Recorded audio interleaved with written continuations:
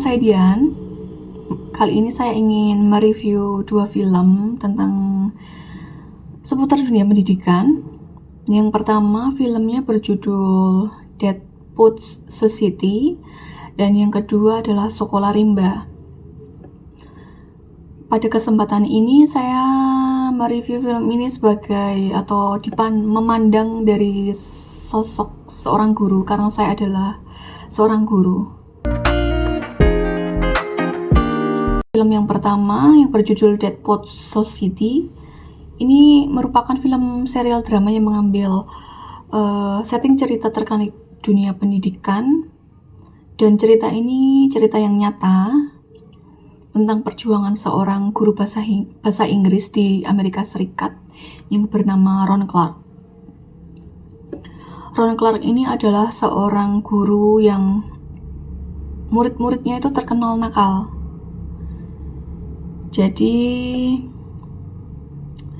Ron Clark ini memberi inspirasi kepada para muridnya untuk lebih optimis dalam menjalani hari-hari mereka, termasuk berani bermimpi menjadi pribadi yang berguna bagi keluarganya, masyarakat, dan bahkan negara. Dalam film ini,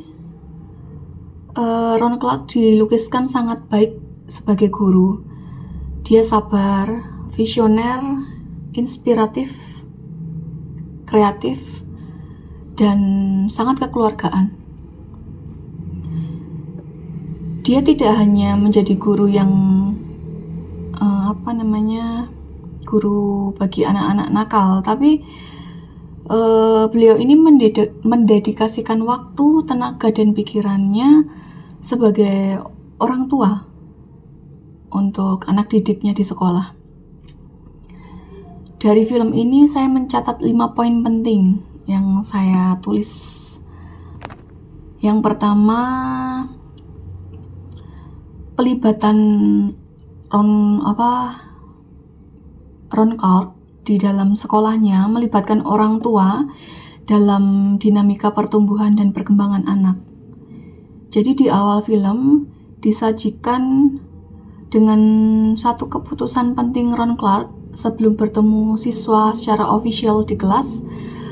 Beliau mendatangi orang tuanya di rumah masing-masing untuk mengetahui keadaan peserta didiknya. Dia berkenalan langsung dengan mereka. Dia mengupayakan ini untuk mendapat catatan dari pihak sekolah terkait profil kelas 6 yang terkenal nakal tadi dan sulit dididik. Saya kira ini merupakan keputusan yang cerdas sebagai seorang guru, karena dengan demikian ia bisa lebih tahu profil keluarga dan latar belakang kehidupan dari setiap anak didiknya tadi. Karena biar bagaimanapun, keluarga adalah sekolah pertamanya bagi setiap peserta didik sebelum dia mendapatkan sekolah formal di sekolah, gitu. Dengan mengenal latar belakang kehidupan keluarga masing-masing siswa, Ron Clark bisa lebih mudah menemukan solusi untuk melakukan tindakan atau treatment atau bahkan intervensi terhadap setiap anak didiknya.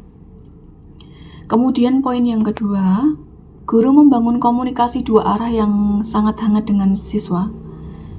Ujian terberat bagi Ron Clark sebagai guru terhadap anak-anak yang dicap nakal tadi itu tentang komunikasinya. Jadi jika komunikasi gagal antara guru dan siswa selama pembelajaran berlangsung, maka proses distribusi pengetahuan atau transfer knowledge-nya itu bisa gagal juga dengan sendirinya. Apa saja yang disampaikan oleh guru mungkin saja tidak bisa masuk atau tidak membekas di dalam memori anak, gitu. Jadi melalui film ini, Ron Clark mengajarkan saya bahwa membangun komunikasi yang sangat hangat dengan siswa itu langkah yang awal sebelum memberi materi pelajaran itu sangat penting dan sangat diperlukan. Siswa akan tertarik dengan apapun materi yang disampaikan jika dia sudah berada dalam satu frekuensi dengan guru. Jadi menyamakan frekuensi seperti itu dengan membangun komunikasi. Karena itu pada tahap ini, seorang guru harus mengenal dan memahami betul profil dari masing-masing siswa. Kenal saja tidak cukup, tapi harus paham betul kapasitas atau kemampuan siswanya. Karena dengan langkah demikian, guru akan lebih mudah memberikan pengetahuan sesuai kebutuhan mereka dan diberikan dengan cara yang mereka inginkan. Namun bila guru melaksanakan kehendaknya saja, maka sudah bisa dipastikan itu bisa saja nanti akan gagal. Karena hanya satu arah saja, hanya guru saja yang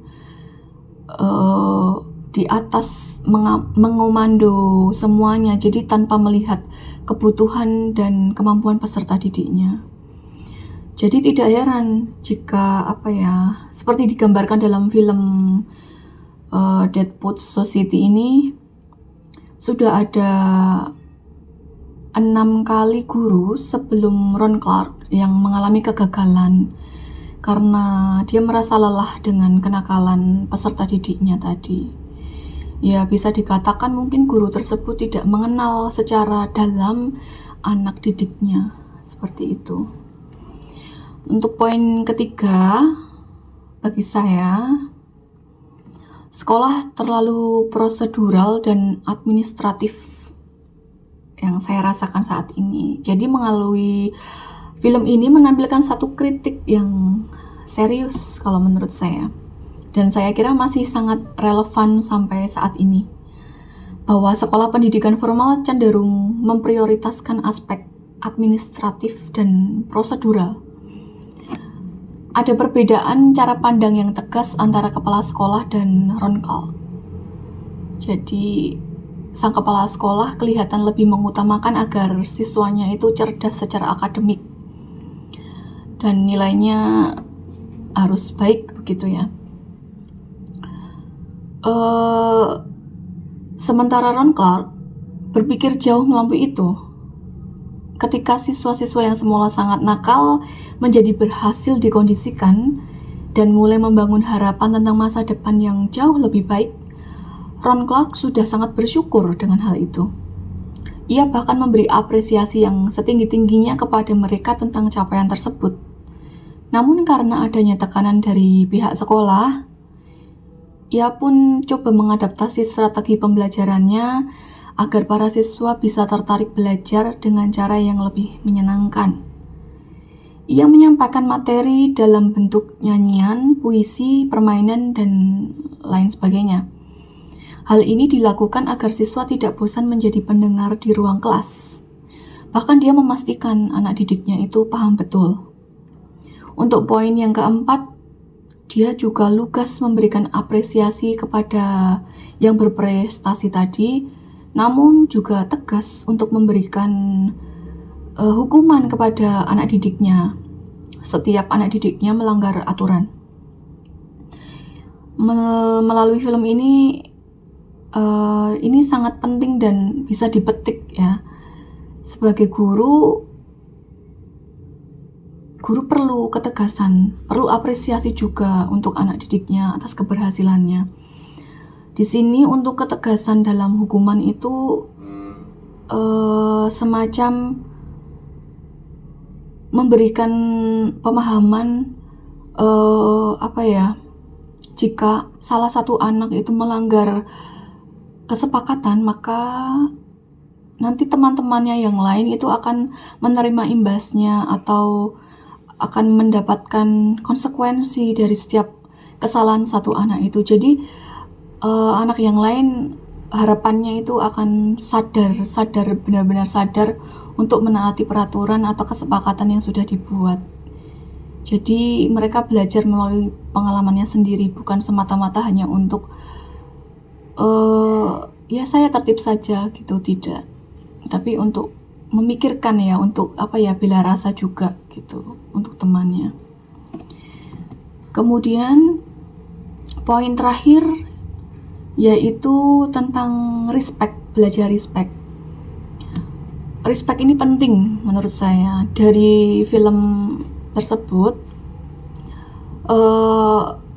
Ron Clark mengajarkan saya untuk menghormati siswa, dan kemudian siswa menghormati guru, dan siswa sendiri menghormati siswa atau temannya. Hal tersebut menjadi kunci keberhasilan menurut saya dalam pendidikan karakter. Karena menurut saya, berprestasi secara akademik saja tidak cukup, namun harus berhasil dalam sisi karakternya.